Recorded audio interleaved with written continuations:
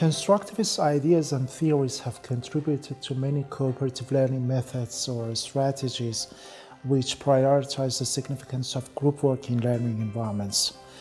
But there are some major problems with present methods of cooperative learning. The first refers to the deficiency in their evaluation systems, which contribute to unsystematic groups and group work.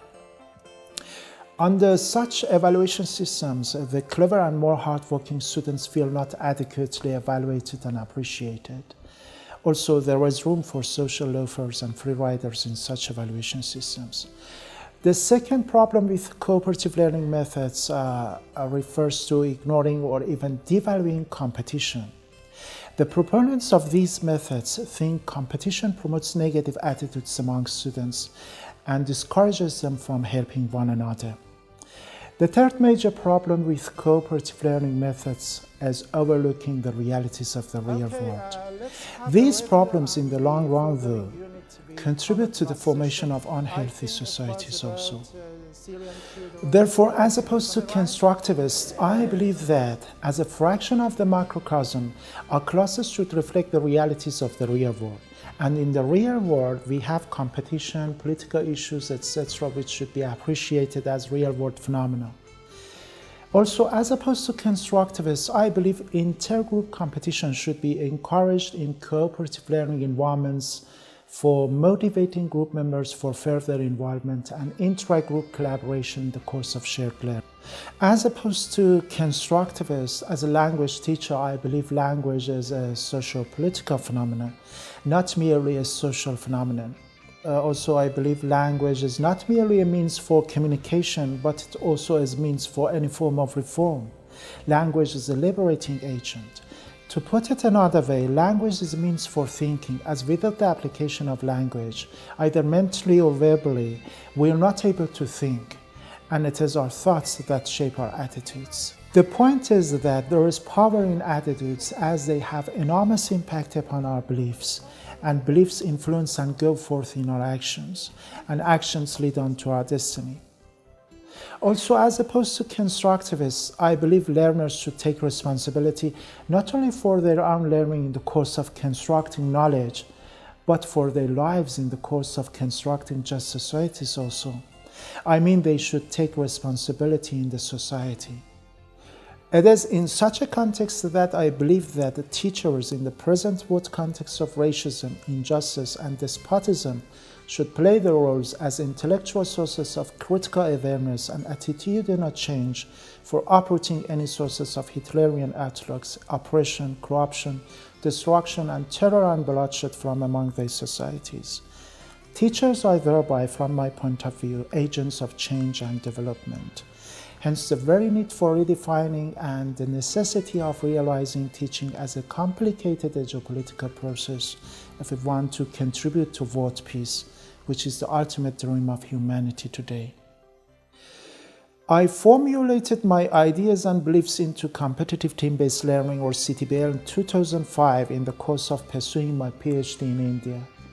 With a focus on realities of the real world, CTBL foregrounds the significance of effective teamwork amidst competitive environments as the very demand of tomorrow's citizenry, not only to foster academic progress of students, but also to more significantly contribute to their future success, both academically and socially. In my classes, in the first session, we have pretest-based team formation in such a way that in each team, we have one high achiever who is called the captain, two average scorers, and one low performer.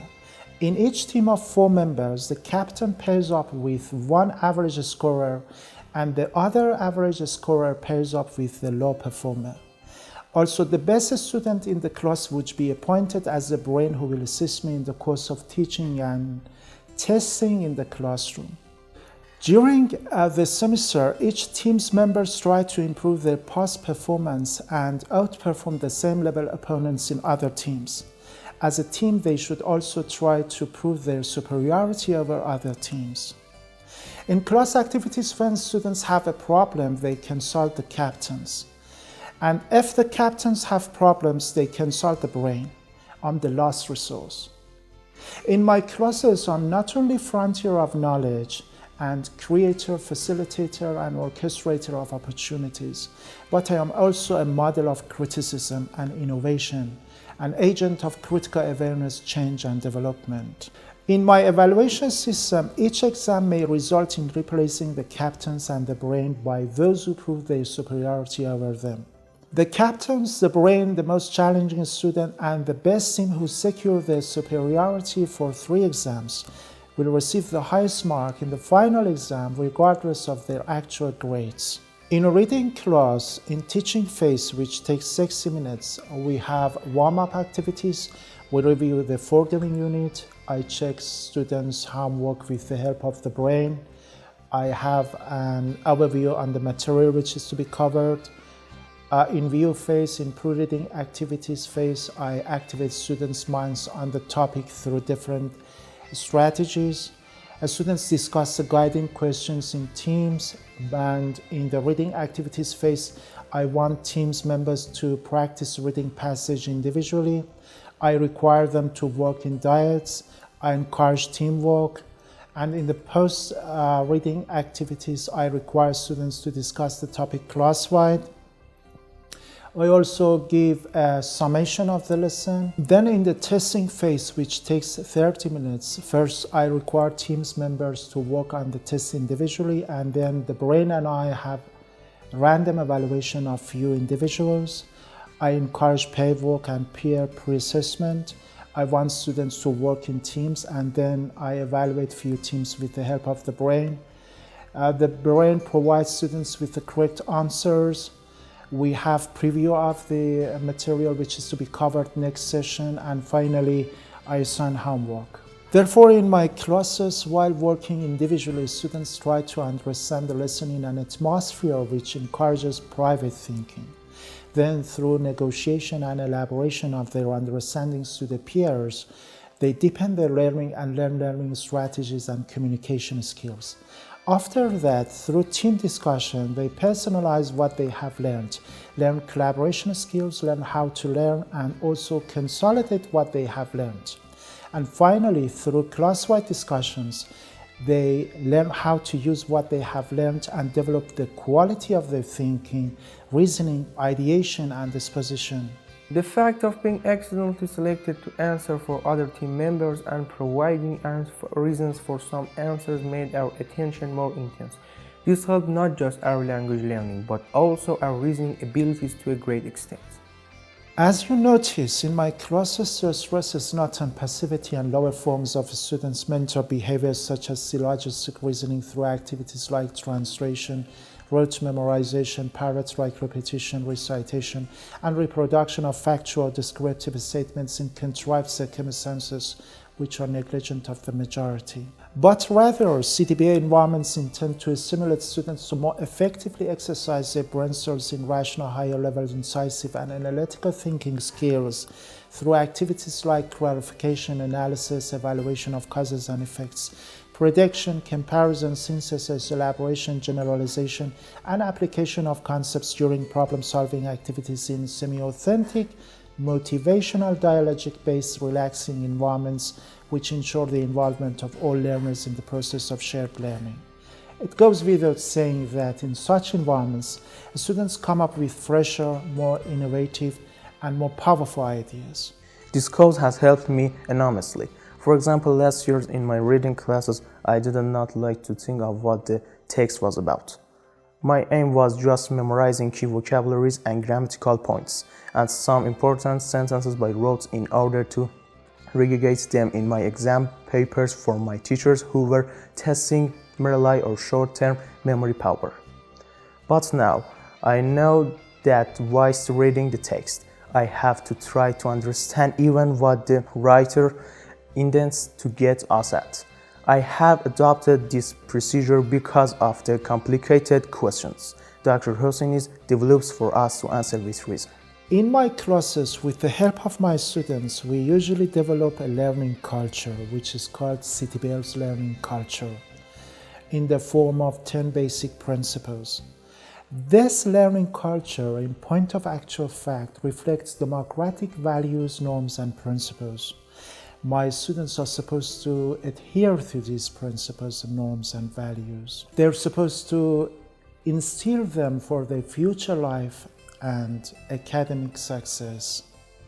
In my classes, I try to reorient my students' attitudes and beliefs about different subjects. For example, I elaborate the idea that the bitter truth and of course the root to our miseries refers to the fact that most of us live through a paradigm that others define or prescribe for us. This is as to why we are seeing everything through their eyes. To see and interpret things as they are, we should learn to be able to transform our awareness beyond the mind. To that end, we need to be able to hinder others' thoughts, perspectives, and beliefs from clouding our awareness. But we should also be able not to let our own feelings and thoughts cloud the consciousness beyond our minds. We should be capable enough to tear off the screen of illusion and then try to see things through the critical attitude of our minds. Also, I try to teach some effective approaches to thinking to my students. For example, I teach them to decolonize their minds and approach new things, ideas, persons, etc. objectively first in the course of thinking. I teach them to try to read not only the lines and between the lines, but also beyond the lines. I teach them to try to think from a higher level and do not engage too much in details in the course of thinking. I teach them to try to think holistically, creatively, logically, and analytically. And also I teach them to be risk takers in thinking and go beyond the red lines in the course of thinking. I believe such sort of thinking and ideas lead them to the truth. And as Holy Prophet Jesus confirmed, the truth will liberate us. Whenever I find an appropriate opportunity in my classes, I try to away my students of some socio-political issues. For example, we talk about the relationship among democracy, dictatorship, and Islam. We talk about the relationship between Iran's elections and Hobson's race. We talk about the relationship between dictators, clergymen, and our miseries.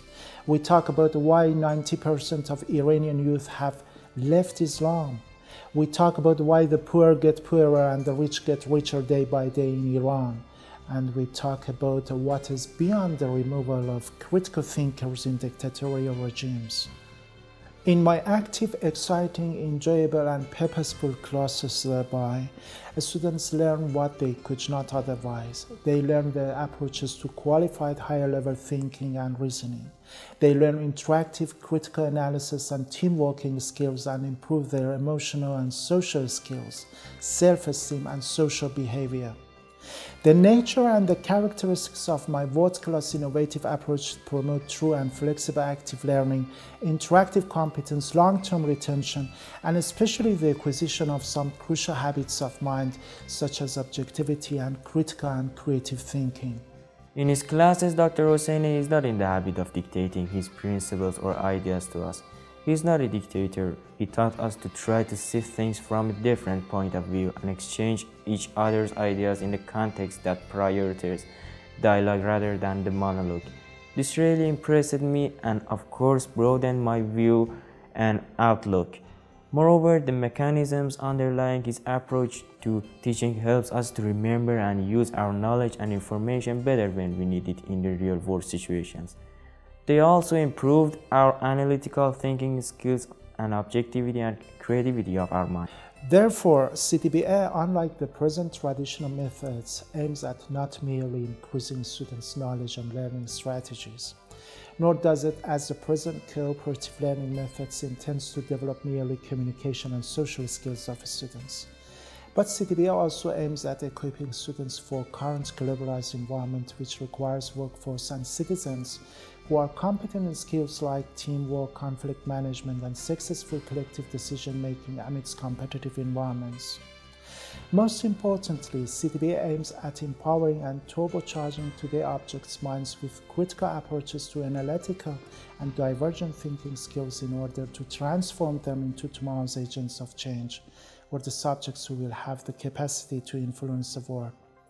In so doing, they will have the capability to transform the conditions of not only their own existence, but also that of the humanity the world over. CDBA is thereby, in a sense, a catalyst for transformation and change. a catalyst for transforming the objects into subjects, for transforming the present peasant societies into civilized nations and compassionate civilizations, for transforming patterns of interaction into the best advantage of particularly the oppressed, who have been almost always the majority but marginalized and victimized. CTBA is an incommensurable geopolitical approach to the empowerment and emancipation of the oppressed, and in fact an apt strategic instructional weapon for the elimination of dictatorship and apartheid. In brief, CTBA is a highly structured, psychologically and socio-politically based, learning-centered strategic approach which mingles affective, cognitive, and socio-political aspects of learning. What makes CTBL an educational catalyst for transformation and change in countries like Iran refers to its foci on systematic implementation of teamwork, democratic approaches to classroom management, teaching of effective approaches to critical and analytical thinking to tomorrow's citizenries, familiarizing students with humanitarian interpersonal skills and democratic values, principles, and norms, and motivating them to instill them, and also discussing critical socio-political issues at class level in order to increase tomorrow's citizens' socio-political awareness and knowledge. And finally, as my realistic liberal approach to democratic education equips tomorrow's citizenry with essential requirements for successful lifelong learning, employment, interdependence, and survival in today's world context, and so contributes to life, human, healthy, creative, and civilized societies and world peace. It is, in point of actual fact, an in-short pathway to human security, development, and prosperity. For CDBL's theoretical foundations, which include my own cognitive socio-political language learning theory and my multiple input-output hypothesis, and for CDBL's evaluation system, syllabus, salient features, and techniques, and for the kind of materials, tasks, and activities I suggest for classes run through CDBL, and also for research done on CDBL, the rationale beyond the success of CDBL, and much more information, see my CV, books, and articles in my website at www.beyondelt.com. Thank you.